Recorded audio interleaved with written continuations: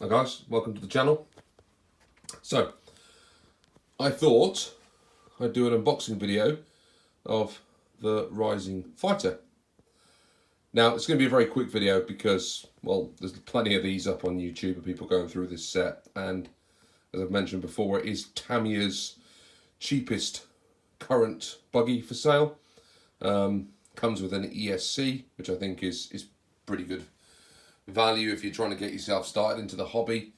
I'm sure people will say that a DTO 3 or a DTO 2 is probably a more composed buggy, a better place to start, but you know, this is an entry point, and we're gonna just have a look at what we get in the set and some of the hop-ups and ideas that I've already got on how we potentially are going to improve this particular model. Let's have a look inside. Right, lid's off. So you don't get a TIE Fighter pilot with the kit as standard. That is going to go inside. He's going to be my driver model for this one. Those that haven't seen the previous video, I'm going to do this as a Rising TIE Fighter. So my daughter and I have just been watching Star Wars, and I thought it'd be a really cool custom buggy to do with that driving instead of a normal Tamiya driver figure. I don't know how it's going to work out. I've never tried anything like this before, so we'll see what a mess of it I make as I start putting it together. What we got in here? So we've got some JKRC aluminium shock absorbers there for the Tamiya Rising Fighter. Those should be pre-filled with oil. The last ones I used were. Really good stuff. Recommend that. We got a Tamiya speed controller. I think I'm going to put a hobby wing in here. I'm just waiting for it to come. That'll give me a lot more variation with the motors that I can run. So this, I think you can only take this up to a sport tuned comfortably. There are others that have run a slightly higher Tamiya motor off it, but I've had issues with this particular one. Certainly if you overload it, they can overheat. And I'm not going to do that. I'm going to put a hobby wing in, and then we can go through all sorts of different brushed motors. Ball bearings. RC bearings, I think these ones were, maybe not. So that's just some standard ball bearings to go in. Those black wheel nuts have come from RC bearings. Those are just to go onto the wheels when we've finished the build there. What else we got here? Waterproof servo. Not entirely sure why I decided to go with a waterproof one, but that's what we've got. E-tronics, they're alright. They're sort of the speed of responsiveness is probably not as good as if you've got a proper racing servo in there, but you know, it was pretty cheap, so for this build it'll be fine. And we've also got in here, I don't know if you can see that, that's the transmission brace. That was off eBay. I think that's been 3D printed, and that'll just stop that slapping of the rear transmission. I put one on the Midnight Pumpkin, and it seems to have worked quite well, so we're going to do it on here as well. Then we're just into the one more thing 17 tooth steel pinion gear. That'll go in as standard. The Tamiya kit pinions can be easy to wear, I think is the right term. So I've gone with this. Hopefully that gives it a bit more life as we go through. I've also got a 19 tooth one coming as well, which will give us that extra sort of speed that comes from having that high pinion. So what have we got here? We've got some nice blue parts there to go on the wing. We're going to paint these up in a grey. I've got a nice grey colour and a black to do some sort of two-tone for the TIE Fighter look. We've got some white wheels. I think we're going to try spraying those black. I've never sprayed wheels before, so we'll see how that goes.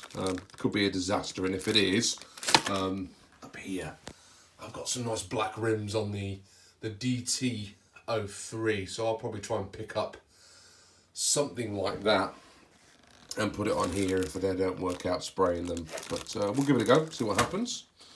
Some tyres there.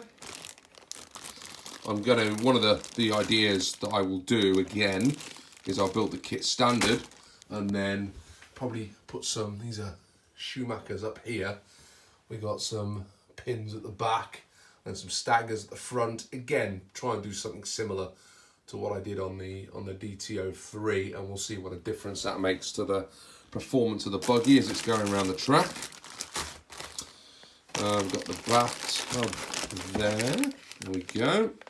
So all the components are going to go in there once we get it going. Gearbox parts there.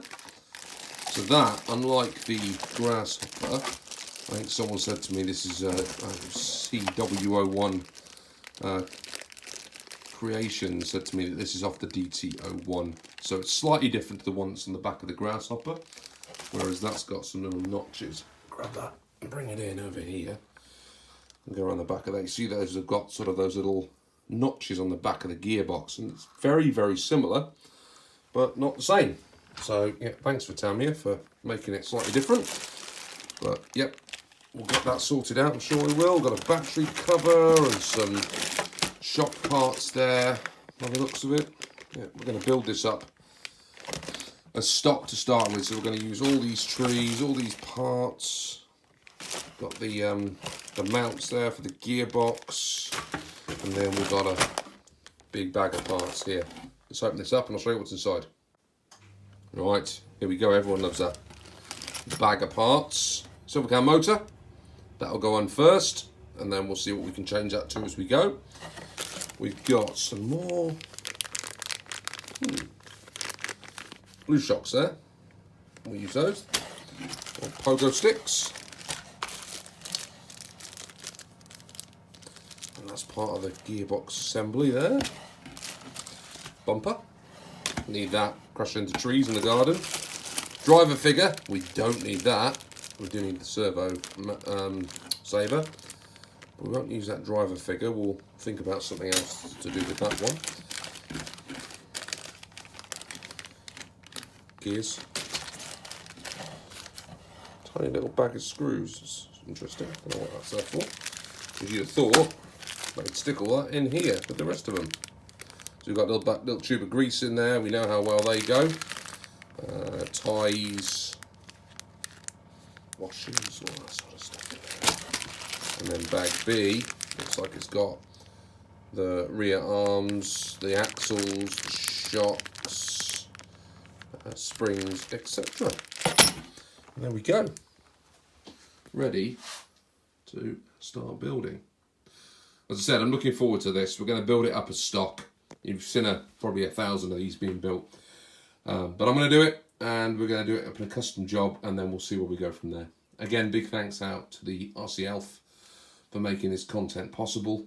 He's donated this this car to the channel, and I hope you all enjoy watching the content. If you enjoy what I do, please hit the subscribe button. It means an awful lot to me as a small YouTube channel to have those subscribers, knowing that people out there want to keep seeing the content. Thanks ever so much, and on to the build. See you soon.